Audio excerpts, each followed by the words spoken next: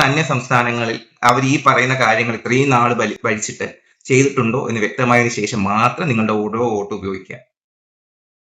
നാളെ ഏപ്രിൽ 9 നമ്മൾ എല്ലാവരും വോട്ട് ചെയ്യാൻ പോളിംഗ് ബൂത്തിലേക്ക് എത്തുന്ന ദിവസം. അപ്പൊ ഈ പോളിംഗ് ബൂത്തിലേക്ക് എത്തുമ്പോഴേ നമ്മൾ ചില കാര്യങ്ങൾ ശ്രദ്ധിക്കാനില്ലേ?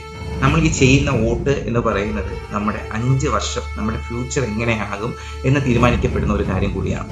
അപ്പൊ അത് ചെയ്യുമ്പോൾ നമ്മളൊരു സാധനം മേടിക്കുമ്പോൾ നമ്മൾ 100 വട്ടം ആലോചിക്കുന്ന പോലെ ഈ ഒരു വോട്ട് ചെയ്യുന്ന ടൈമിൽ തന്നെ നമ്മൾ പല കാര്യങ്ങൾ ചിന്തിക്കാറില്ലേ?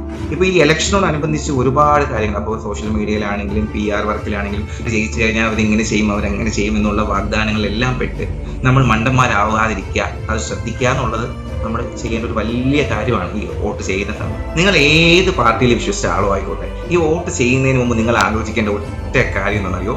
ഈ വോട്ട് കൊണ്ട് നിങ്ങൾക്കല്ല നമ്മൾക്ക് ഭാവിയിൽ പ്രയോജനമുണ്ടാകുമോ? വോട്ട് ചെയ്തതിന്റെ പേരിൽ നമുക്ക് ഭാവിയിൽ ഒരു കുറ്റബോധം ഉണ്ടാവേണ്ട കാര്യങ്ങൾ ഉണ്ടാകുമോ എന്നിവ ഓർത്ത് വേണം നിങ്ങൾ നിങ്ങളുടെ ചൂണ്ടുകളിൽ ഉപയോഗിച്ച് ആ വോട്ട് കുത്താൻ. ഈ ഇലക്ഷൻ അടുക്കുന്ന സമയത്ത് ഒരുപാട് വാഗ്ദാനങ്ങളായിട്ട് എല്ലാ പാർട്ടിക്കാരും നമ്മളെ സമീപിക്കും. നമ്മൾ അത് ചെയ്യും, ഞങ്ങൾ ഇത് ചെയ്യും എന്നൊക്കെ പറഞ്ഞു വർഷങ്ങളായിട്ട് നമ്മളെല്ലാവരും കണ്ടുകൊണ്ടിരിക്കുന്ന ഒരു ഗിമിക്ക് തന്നെയല്ലേ. നമ്മൾ ഇത് ചെയ്യും അത് ചെയ്യും, നമ്മൾ നിങ്ങളുടെ നാട്ടിൽ ഇങ്ങനെ ആക്കും എന്നൊക്കെ പറഞ്ഞ് വാഗ്ദാനം ചെയ്ത് വരുന്ന ആൾക്കാർ ഭരിക്കുന്ന അന്യ സംസ്ഥാനങ്ങളിൽ അവർ ഈ പറയുന്ന കാര്യങ്ങൾ ഇത്രയും നാൾ ഭരിച്ചിട്ട് ചെയ്തിട്ടുണ്ടോ എന്ന് വ്യക്തമായതിനു ശേഷം മാത്രം നിങ്ങളുടെ ഓരോ വോട്ട് ഉപയോഗിക്കുക.